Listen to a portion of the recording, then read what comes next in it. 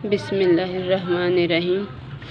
Exercise 3.3 में questions ये जो हैं क्वेश्चंस हैं इस तरतीब के वो सिमिलर हैं और मैं आपको इस तरतीब से क्वेश्चन पाऊँगी। तो आज सबसे पहले हम जो है वो क्वेश्चन नंबर 4, 6, 9, 10, 11, 12, 14, 15, 16 ये करेंगे।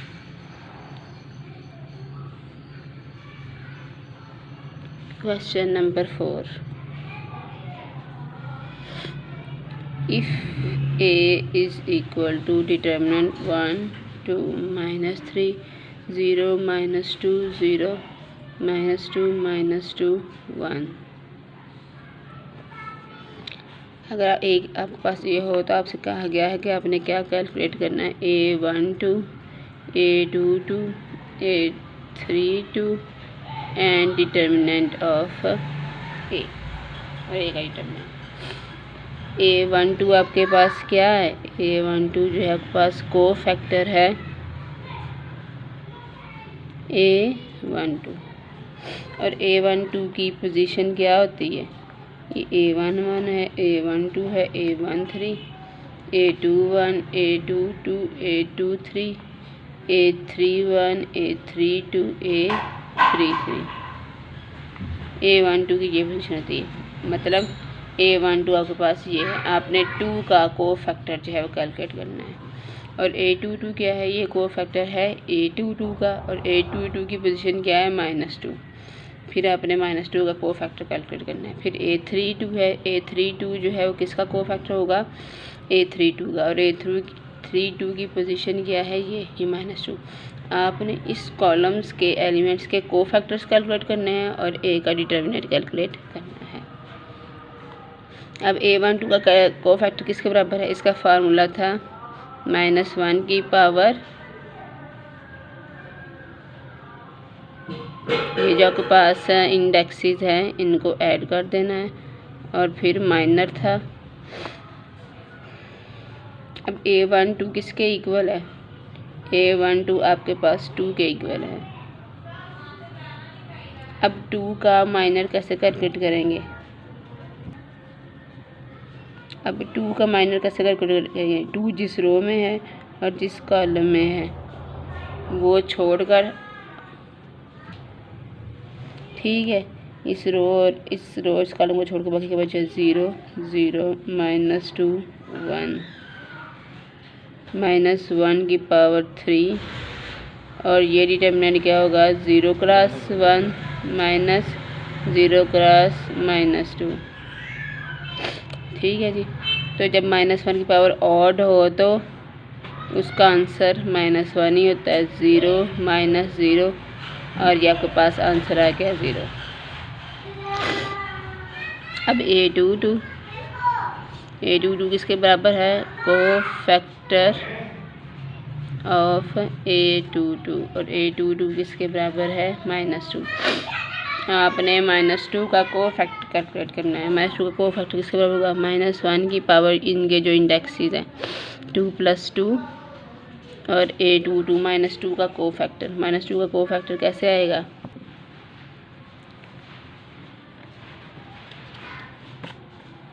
-2 वाली रो और -2 वाला कॉलम छोड़ दे, बाकी क्या बचा 1 -3 -2 -2 1 -1 की पावर 2 + 2 4 और 1 क्रॉस 1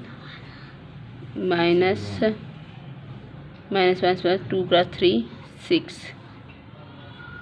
-1 की पावर अगर इवन हो तो इसका आंसर 1 होता है, -5 इसका आंसर आ गया, -a22 ये आ गया।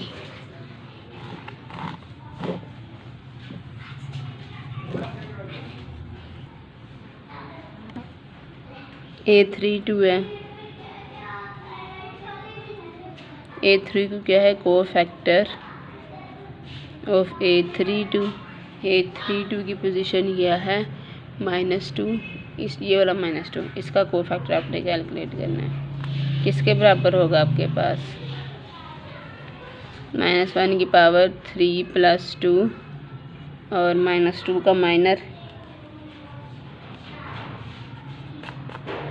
-2 का माइनर कैसे, इसका माइनर कैसे कैलकुलेट करेंगे? ये जिस रो में है और जिस कॉलम में है वो छोड़ दें, बाकी के बचा 1 - 3 0 0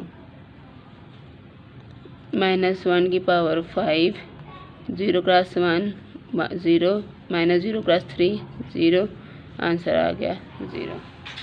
तो हमने ये तीनों कोफैक्टर जो हैं वो कैलकुलेट कर लिए। अब हमने ए का डिटर्मिनेंट कैलकुलेट करना है। ए का डिटर्मिनेंट कैसे हम कैलकुलेट करेंगे? जो हमने क्वेश्चन नंबर 1 किया था इस एक्सरसाइज का, उसमें हमने ए का डिटर्मिनेंट का फार्मूला पढ़ा था।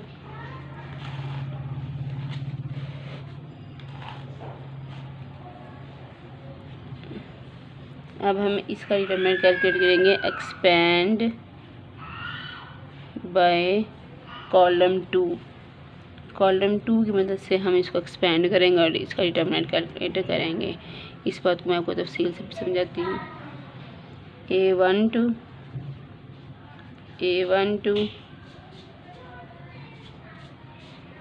प्लस A22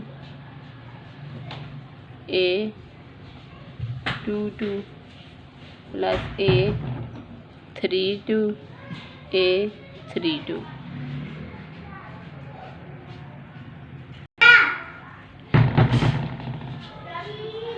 अब हमने इसकी जगह पे हमने इसकी वैल्यू जो है वो पुट कर देनी है।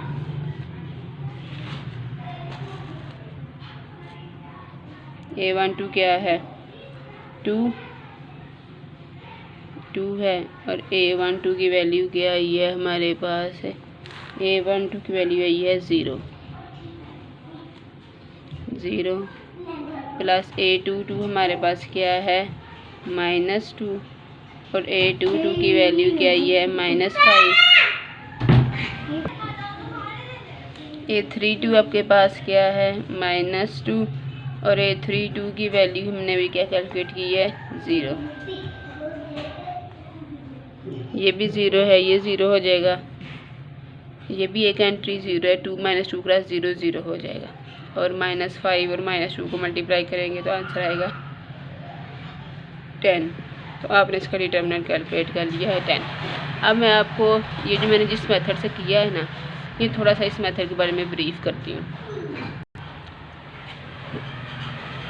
A = A11 A12 A13 A21 A22 A23 A31 A32 A33।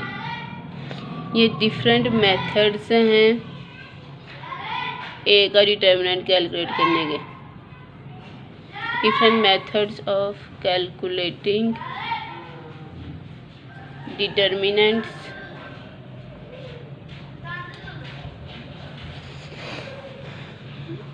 Of matrix of order 3। एक जो पहले आपको फार्मूला बताया है, एक्सपेंडिंग बाय रो 1, इससे मुराद है रो 1 की मदद से जो है वो डिटर्मिनेंट कैलकुलेट करना, जो कि आपको पहले बताया हुआ है। A11 M11 minus A12 M12 plus A13 M13। और अगर को फैक्टर में लिखना हो A11 plus A12 plus A13 बस माइनस का फ़र्क होता है।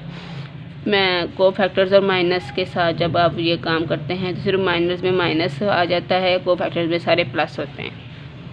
और अगर आप ये तो आपने डिटर्मिनेंट कैलकुलेट किया है रो 1 की मदद से। अगर मैं कॉलम 1 की मदद से डिटर्मिनेंट कैलकुलेट करना चाहूँ मैं तब भी कर सकती हूँ कॉलम 1 की मदद से।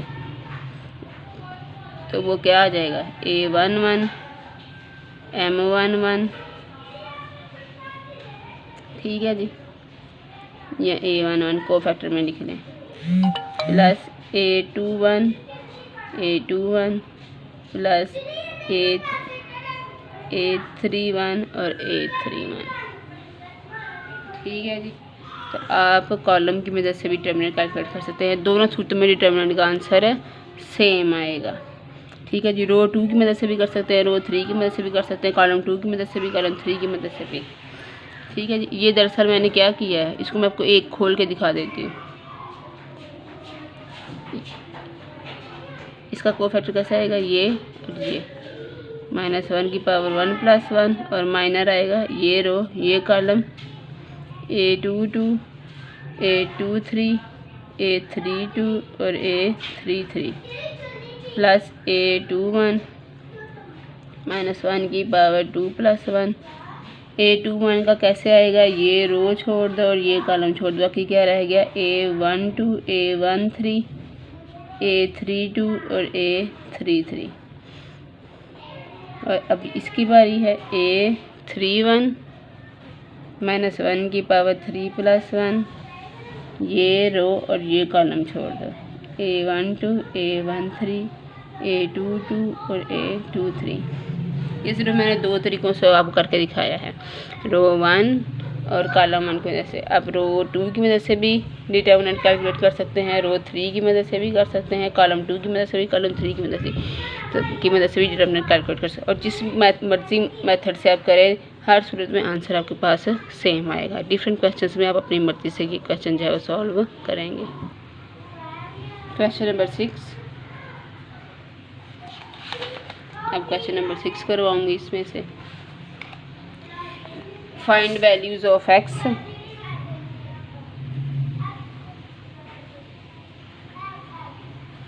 इफ, वो कहते हैं कि ये जो डिटर्मिनेंट है आपके पास, आपने इसमें से x की वैल्यू कैलकुलेट करनी है और डिटर्मिनेंट का आंसर उन्होंने खुद बता दिया कि -30 के इक्वल है, इसके इक्वल है। अब हम डिटर्मिनेंट एक्सपेंड करेंगे,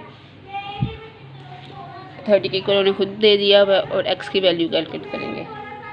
एक्सपेंड बाय रो 1, इसको रो 1 कहते हैं। रो 1 की मदद से हम एक्सपेंड करने लगे हैं। 3, ठीक है जी, 3 की रो और 3 का कॉलम छोड़, बाकी का बचा 3, 4, 1, 0। एक एलिमेंट के साथ प्लस और एक के साथ माइनस होता है, इस वाले के साथ आपके पास माइनस आएगा। ठीक है, मैं ये आपको तरतीब बना के दिखा देती हूँ। पहला एलिमेंट प्लस, दूसरा एलिमेंट माइनस, फिर तीसरा एलिमेंट प्लस, चौथा element minus, plus minus, alternative minus plus. ठीक है जी। अब जब मैंने 1 लिखना था तो फार्मूला में माइनस होता है। ये रो और ये कॉलम छोड़ दे, बाकी के बच गया -1, 4, x 0 प्लस x, क्योंकि रो 1 की मदद से कर रहे ना, ये रो और ये कॉलम छोड़ दो, क्या बचा -1, 3, x और 1, और इसका आंसर उन्होंने कहा कि ये -30 के इक्वल है। अब ये तीसरा एलिमेंट था ना, तो ये मैंने प्लस के साथ लिया है। अगर आपने रो 2 की मदद से एक्सपेंड करना हो तो पहले एलिमेंट के साथ माइनस आएगा, दूसरे के साथ प्लस, और फिर ये तीसरे के साथ भी माइनस आएगा। ये आपने याद रखना है।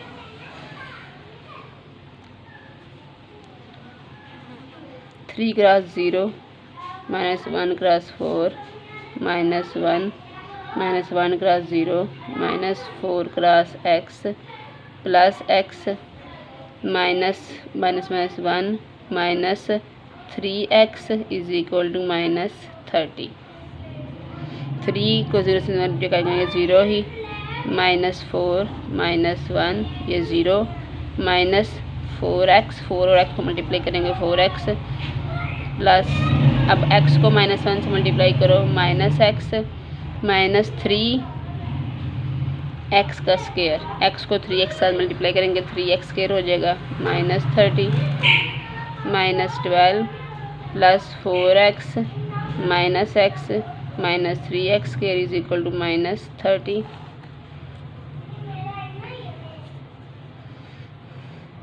-12, 4 में से एक x निकाल दें तो 3x, -3x का स्क्वायर, और 30 इस तरफ आके प्लस का हो जाएगा, -3x का स्क्वायर प्लस 3x, और 30 में से 12 निकाल देंगे बाकी 18, अब आप डिवाइडेड कर दें, डिवाइडेड बाय -3, -3 के साथ डिवाइड कर दें, क्या रह जाएगा?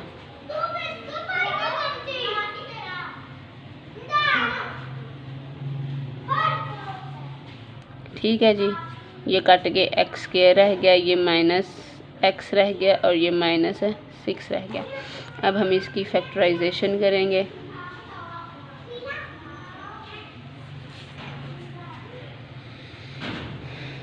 x का स्क्वायर -3x + 2x - 6 = 0। इसकी पेयरिंग करेंगे, आपने मैट्रिक में सीख रखा है। यहाँ से x कॉमन ले लेंगे, x - 3, यहाँ से 2 कॉमन ले लेंगे, x - 3, x - 3 दोनों में के पास मौजूद है, वो कॉमन ले लिया। x + 2, यहाँ x रह गया और यहाँ पर 2 रह गया। x - 3 भी 0 के इक्वल और x + 2 भी 0 के इक्वल। यहाँ से x = 3 और यहाँ से x = -2। ये आपके पास x की वैल्यूज़ आ गई हैं। ठीक है जी, और यही हमने कैलकुलेट करनी थी। अब आपके पास है क्वेश्चन नंबर 9, फाइंड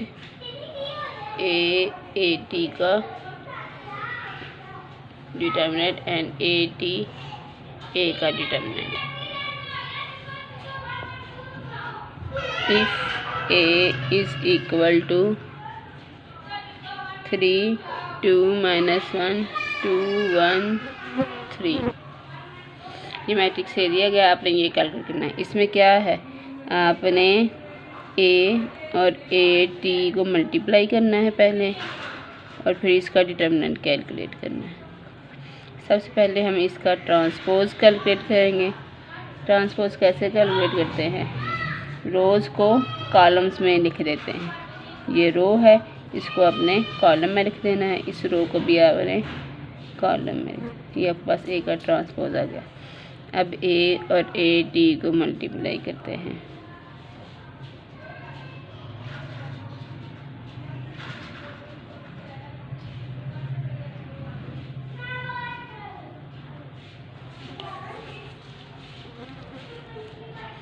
ठीक है, अब इनको मल्टीप्लाई करना है। 3 को 3 के साथ मल्टीप्लाई करें तो 9, 2 को 2 के साथ मल्टीप्लाई करें तो 4, -1 को -1 के साथ मल्टीप्लाई करें तो +1, 3 को 2 के साथ मल्टीप्लाई करें तो 6, 2 को 1 के साथ मल्टीप्लाई करें तो 2, 1 को -3 के साथ मल्टीप्लाई करें तो -3, 2 को 3 के साथ मल्टीप्लाई करें तो 6, 1 को 2 के साथ करें तो 2, 3 को -1 के साथ मल्टीप्लाई करें तो -3, 2 को 2 के साथ मल्टीप्लाई करें 4, 1 को 1 के साथ करें तो 1 और 3 को 3 के साथ मल्टीप्लाई करें तो +9।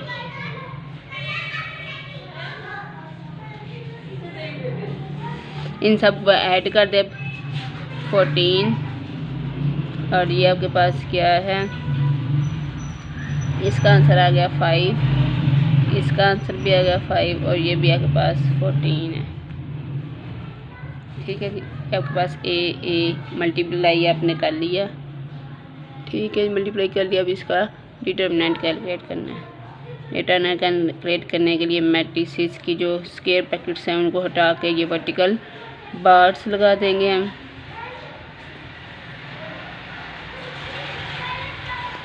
-14 × 14 -5 × 5 25।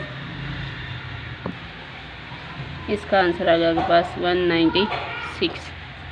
इसी तरह आपने अब पहले A को लिखा था और फिर A ट्रांसपोज को लिखा था, तो मल्टीप्लाई करके डिटर्मिनेंट कैलकुलेट किया। अब आपने क्या करना है, पहले A ट्रांसपोज लिखना है, फिर A लिखना है और फिर उसका डिटर्मिनेंट कैलकुलेट करना है।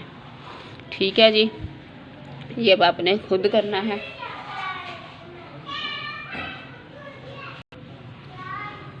नेक्स्ट है जी आपके पास क्वेश्चन नंबर 10।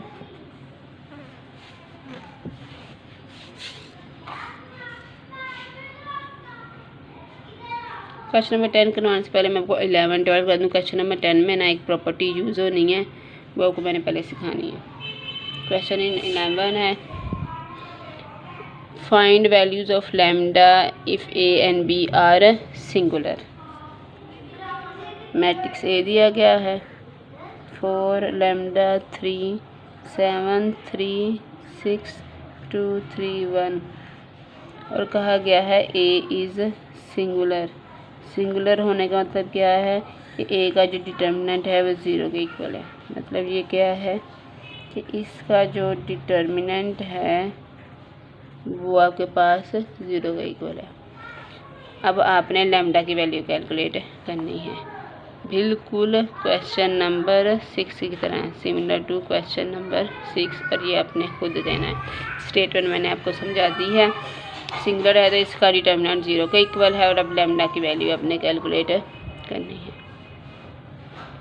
जिस तरह आपने क्वेश्चन नंबर 6 में x की वैल्यू कैलकुलेट की थी। Question number 12, which of the following matrices are singular and which of them are non singular.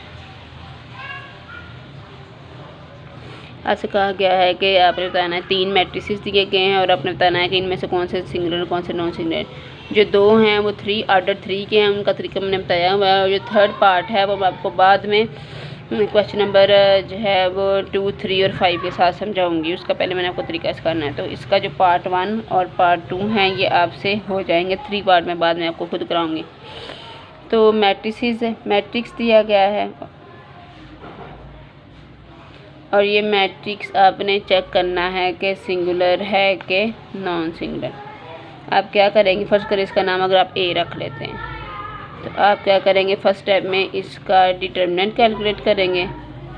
अगर डिटर्मिनेंट 0 आ जाएगा तो ए जो है वो सिंगुलर हो जाएगा, और अगर डिटर्मिनेंट नॉन 0 आ जाएगा तो ए जो है वो नॉन सिंगुलर हो जाएगा। ये आपने कैलकुलेट करना है और देखना है कि मैट्रिक्स सिंगुलर है कि नॉन सिंगुलर है। क्वेश्चन नंबर 13 का भी मेथड बताना है, वो भी आपको बाद में करवाऊंगी। क्वेश्चन नंबर 14, 15 और 16 ये तीनों एक जैसे हैं। इनमें से क्वेश्चन नंबर 15 में आपको करवा देती हूँ। आपने A B transpose, B transpose और ए ट्रांसपोज ये इक्वल करना है। ए दिया गया है आपके पास 1 -1 2 0 3 1। पहले ए बी की प्रोडक्ट कैलकुलेट करनी है, फिर उसका ट्रांसपोज लेना है। बी भी दिया गया है 1 1 3 2 0 -1। ए बी की प्रोडक्ट लेते हैं,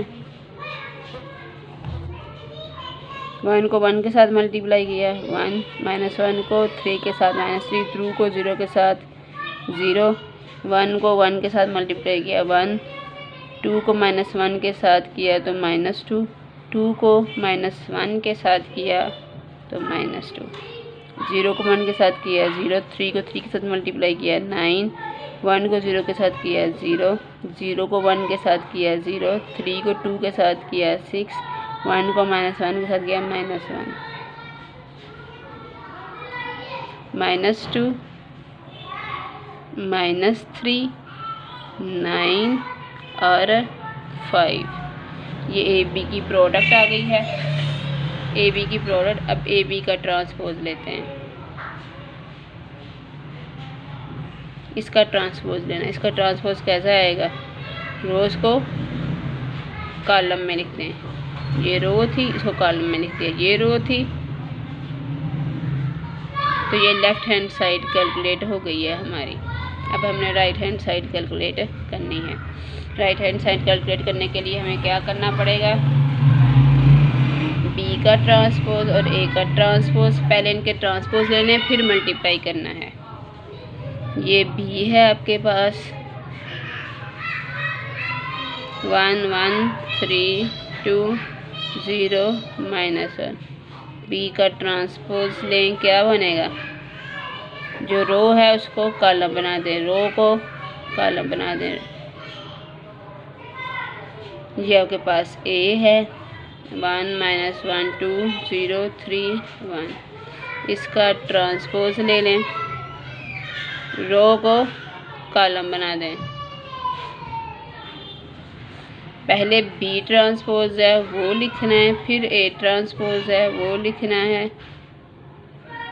पहले बी ट्रांसपोज की वैल्यू 1 3 0 1 2 -1, जो पहले लिखा होगा वही पहले लिखना है। 1 0 -1 3 2 1, इन दोनों को मल्टीप्लाई करो। 1 -3 + 0 0 + 9 + 0 1 -2, इन दोनों को मल्टीप्लाई करेंगे तो -2। 1 को मल्टीप्लाई किया 0, 2 को 3 के साथ मल्टीप्लाई किया 6, 1 को -1 के साथ किया तो -1 -2 9, ये क्या आ गया आपके पास -3, और ये आपके पास क्या आ गया 5। ये बी ट्रांसपोज और ए ट्रांसपोज है। ये आपके पास राइट हैंड साइड कैलकुलेट हो गई। अब हम देखते हैं कि लेफ्ट हैंड साइड और राइट हैंड साइड के आंसर क्या है। ये लेफ्ट हैंड साइड का आंसर था -2 -3 9 5, और ये राइट हैंड साइड का -2 -3 9 5। तो left hand side is equal to right hand side, और ये आपके पास कैलकुलेट हो गया। इस तरह आपके पास क्वेश्चन नंबर 14 और 16 है, वैसे ही है। क्वेश्चन नंबर 14 में क्या करना है, पहले ए और बी को मल्टीप्लाई कर लेना है, फिर उसका इन्वर्स कैलकुलेट करना है। और राइट हैंड साइड में क्या करना है, बी का इन्वर्स पहले कैलकुलेट करना है, ए का इन्वर्स कैलकुलेट करना है, उनको मल्टीप्लाई करना है। जैसे पहले बी का ट्रांसपोज और ए का ट्रांसपोज हमने कैलकुलेट किया था और उनको मल्टीप्लाई किया। क्वेश्चन नंबर 16 भी इसी तरह है। मैट्रिक्स ए दिया गया है और आपसे कहा गया है कि आपने करना है ए इन्वर्स का ट्रांसपोज और ए ट्रांसपोज का इन्वर्स। पहले आपने ए का इन्वर्स कैलकुलेट करना है लेफ्ट हैंड साइड के लिए, फिर उसका ट्रांसपोज। और राइट हैंड साइड के लिए आपने क्या करना है, पहले ए का ट्रांसपोज लेना है और जो ट्रांसपोज होगा फिर उसका इन्वर्स, और देखना है कि दोनों साइड्स इक्वल है कि नहीं। अब मैं आपको क्वेश्चन नंबर 10 करवाती हूँ। क्वेश्चन नंबर 10 कराने से पहले मैं आपको ना डिटर्मिनेंट की कुछ प्रॉपर्टीज़ पढ़ाने लगी, वो अपने याद करनी है, वो इन सारे क्वेश्चंस में यूज़ होनी है। ठीक है, जो आप कभी छुड़वाए हैं ना वो उन सब में यूज़ होनी है, उनको अच्छी तरीके से आपने मेमोराइज करना है।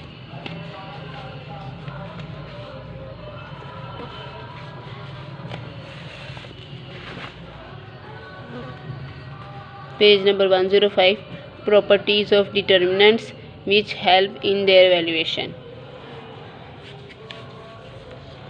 Number 1, for a square matrix A, matrix और उसका जो ट्रांसपोज होता है उन दोनों का डिटर्मिनेंट सेम होता है, ये आपने याद करना है। कोई भी आप मैट्रिक्स स्क्वायर मैट्रिक्स लें, उस स्क्वायर मैट्रिक्स और उसके ट्रांसपोज का डिटर्मिनेंट इक्वल होता है। स्क्वायर मैट्रिक्स से मुराद आपको बताया हुआ है ऐसा मैट्रिक्स जिसकी नंबर ऑफ रोज और नंबर ऑफ कॉलम्स जो हैं वो बराबर हों।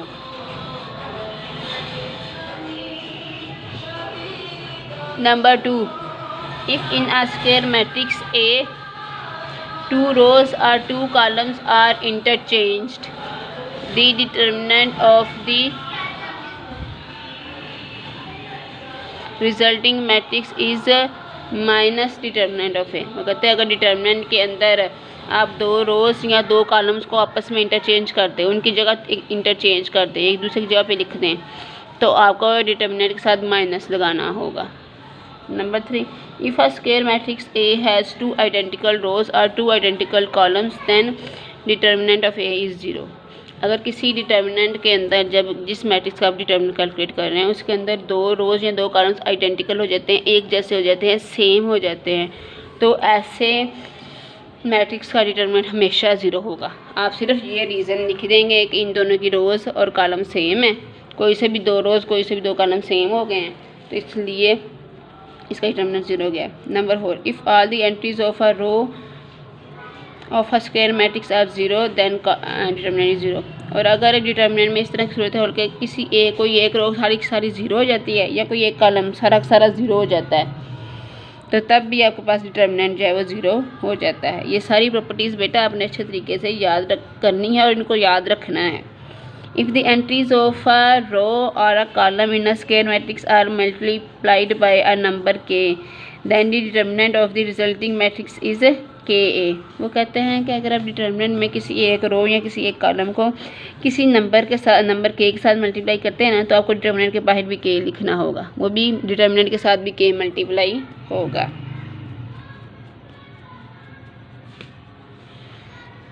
Number 6, if each entry of a row of a square matrix consists of two terms, then its determinant can be written as a sum of two determinants। जैसा कि ये है, ये आपके पास एक डिटर्मिनेंट है, इसमें जो कॉलम 1 है, तो अगर आपके पास कोई रो या कॉलम, वो आपके पास उसकी जो एंट्रीज हैं वो सम की फॉर्म में है, तो आप इस मैट्रिक्स के डिटर्मिनेंट को दो डिटर्मिनेंट्स की सम की फॉर्म में लिख सकते हैं, यानी कि आप अलग-अलग कर सकते हैं। आसान अल्फाज में क्या है कि आप इनको अलग-अलग लिख सकते हैं। एक दफ़ा ये तो सेम रहेंगी दोनों की दफ़ा, एक दफ़ा एक के साथ ये कॉलम बन जाएगा, एक दफ़ा दूसरे के साथ ये कॉलम बन जाएगा। Number 7, if to each entry of a row of a square matrix is added a non-zero multiple of a corresponding entry of another row, then the determinant result matrix is A। ये मैं आपको लिख के समझाऊंगी, ये आपको लिख के समझ आएगा। वो कहते हैं कि अगर किसी डिटर्मिनेंट में आप किसी एक रो को मल्टीप्लाई करके दूसरी रो में ऐड कर देते हैं, तो रिजल्ट डिटर्मिनेंट पे कोई फ़र्क नहीं पड़ता, आप ऐसा कर सकते हैं। ठीक है जी। और जो प्रॉपर्टी 8 है, ये भी आपको क्वेश्चन में लिख के समझाने वाली, जिस तरह ये समझाने वाली है ना लिख के, बाकी तो आपको वैसे समझ आ गई हैं। ये भी लिख के समझ, जब ये आएंगी तो मैं हवाला दे के आपको यहाँ से देख के समझा दूँगी। अब मैं आपको क्वेश्चन नंबर 10 समझाने लगी हूँ। और क्वेश्चन नंबर 10 में प्रॉपर्टी नंबर 5 यूज़ होनी है। प्रॉपर्टी नंबर 5 क्या है कि if the entries of a row or a column of a square matrix are multiplied by a number k, then the determinant of the resulting matrix is k a। तो आपको determinant भी k times हो जाएगा, determinant के साथ भी k को multiply करना है। Question number 10, a is a square matrix of order 3। तो ये क्या होगा, a11 a12 a13 a21 a22 a23 a31 a32 a33। तो आपने क्या करना है कि a का डिटर्मिनेंट इज़ इक्वल टू के क्यूब a का डिटर्मिनेंट। के a का मतलब क्या है कि आप a को एक स्केलर से मल्टीप्लाई कर रहे हैं और फिर डिटर्मिनेंट जो है वो कैलकुलेट कर रहे हैं, तो लेफ़्ट हैंड साइड कैलकुलेट करते हैं। ये a है, इसको सबसे पहले मैं एक स्केलर k के साथ मल्टीप्लाई करने लगी हूँ। के a11, आप जानते हैं कि जब आप मैट्रिक्स को किसी स्केलर के साथ मल्टीप्लाई करते हैं तो वो स्केलर उसकी हर एंट्री के साथ मल्टीप्लाई होता है।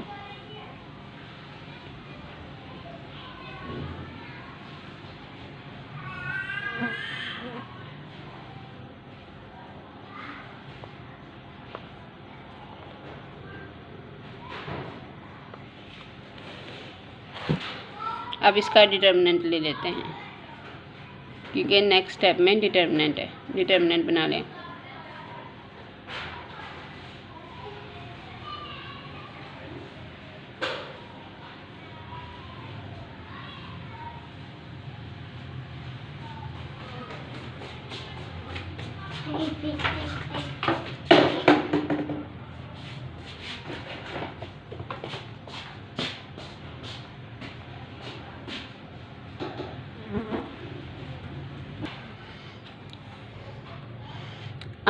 अब हमने क्या कहा था, अब मैं इस डिटर्मिनेंट में से के कॉमन लेने लगी हूँ। पहले रो 1 में से, फिर रो 2 में से, फिर रो 3 में से।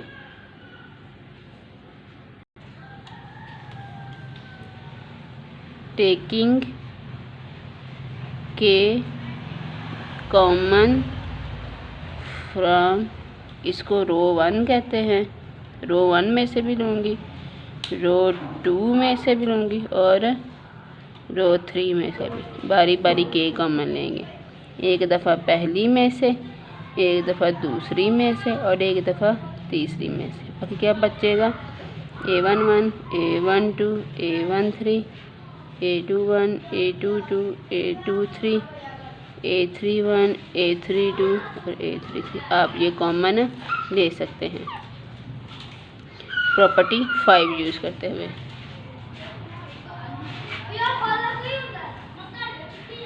ये क्या रह गया A11 A12 A13 A21 A22 A23 A31 A32 और A33 K3 और ये क्या है आपके पास A का डिटर्मिनेंट और यही हमने प्रूव करना था कि A का determinant is equal to K3 A का डिटर्मिनेंट। तो आज का ये लेक्चर कंप्लीट हुआ।